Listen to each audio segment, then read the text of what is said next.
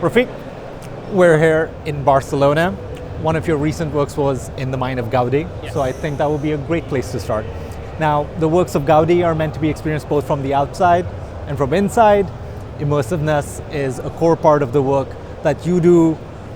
Could you explain to our audience what immersiveness is and how important it is to be included as part of an experience? Yes, so great to be in Barcelona at ISE, and I'm extremely honored to become a part of these beautiful cities, probably one of the most visited experience. We got 47,000 people on the streets celebrating the Gaudi's genius.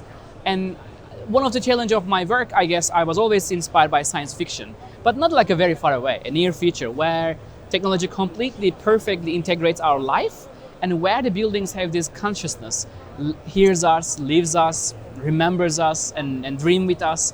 But to me, it's just not anymore sci-fi, because I think integrating the technology to spaces, architecture, is pretty much doable and pretty possible. I did my first immersive piece in 2010, and last 12 years, I was captivated and fascinated by the potential of immersive space and immersive storytelling. I'm also academic. I research this field very deep and understand the potentials of the technology, but also imagine the future of architecture. So immersiveness is not just a bunch of projectors, bunch of LEDs.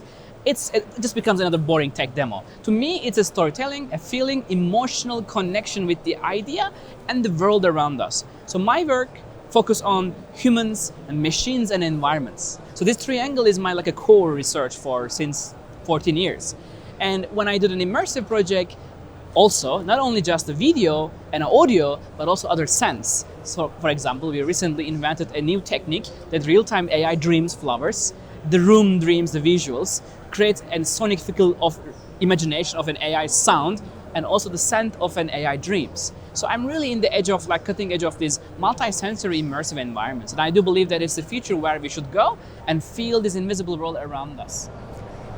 It's so interesting. You've thrown so many different points that I need to contemplate, but the one that I'm honing down onto is technology and immersiveness. You mentioned projection, you mentioned LED.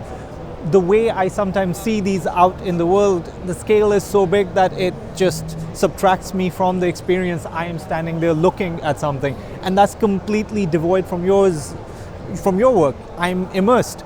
Is there something you can guide people with regards to including that immersiveness in these big spectacles? I think it's a great question. So first of all, for me, narrative is very important. I tell stories, I try to create poetic experience about near future. I'm a hopeful person. I do believe the future for humanity is incredibly beautiful and bright.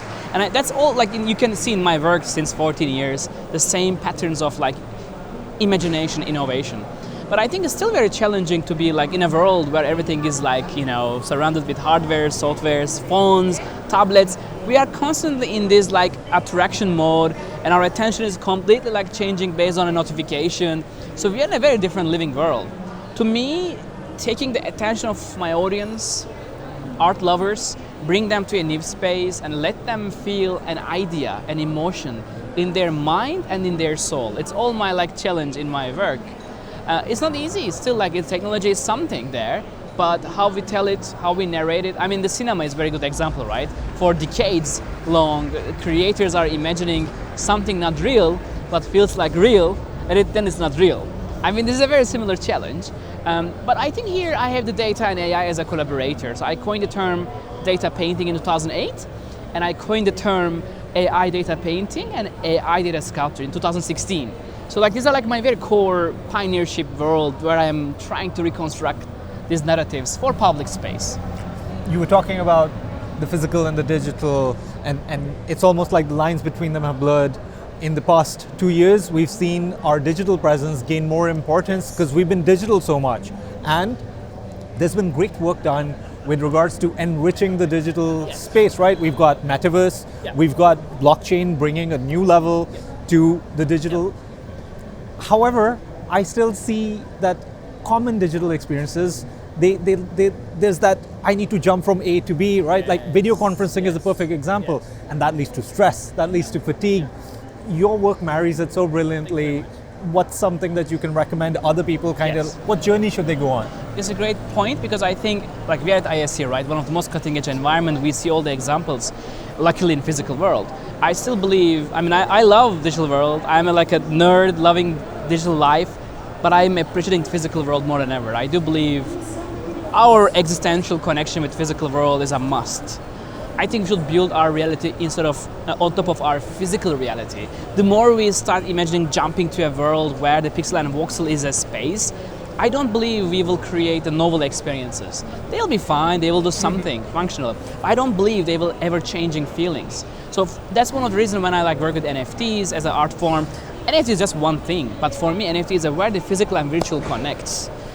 Since day one, like always I imagine where digital and virtual connects, physical connects, there's where the narratives are exciting.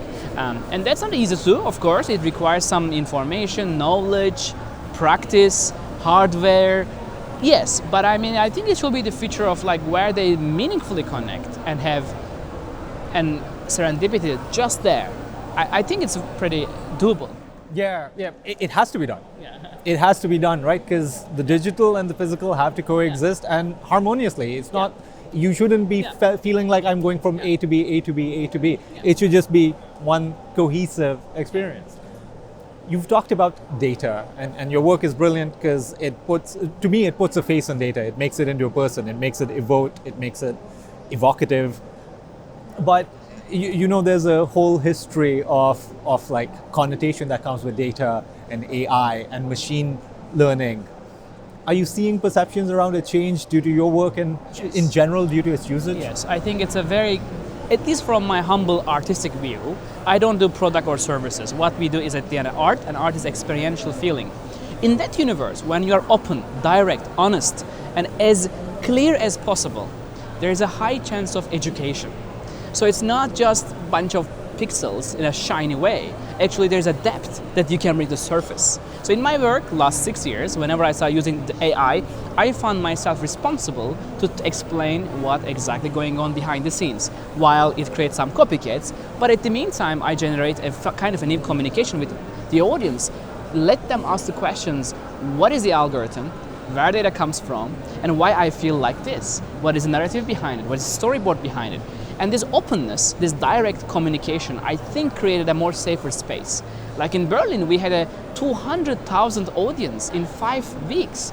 It's the highest audience in a gallery environment in Europe. So what happened there, I think, is a safe space.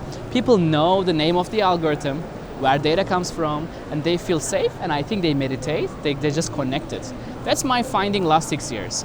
And 6 years in AI is 60 years, so it's a pretty long time. My last question to you would be, are we humans living in an AI world, or are we AI living in a human world? I believe we are just still a very simple humans. We still have some decades-long journey about how the technology will be integrated in our life. And I think it's a very good time to be aware of what may be the future, so we have a better questions than answers, right? Because I feel like questions are a perfectly well-structured thinking world where it can allow us to understand better.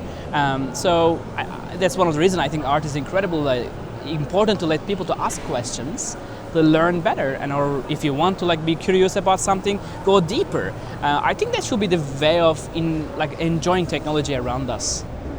Refik, thank you so much for your time. Thank you. Thank you. Great to be at the ISC in Barcelona.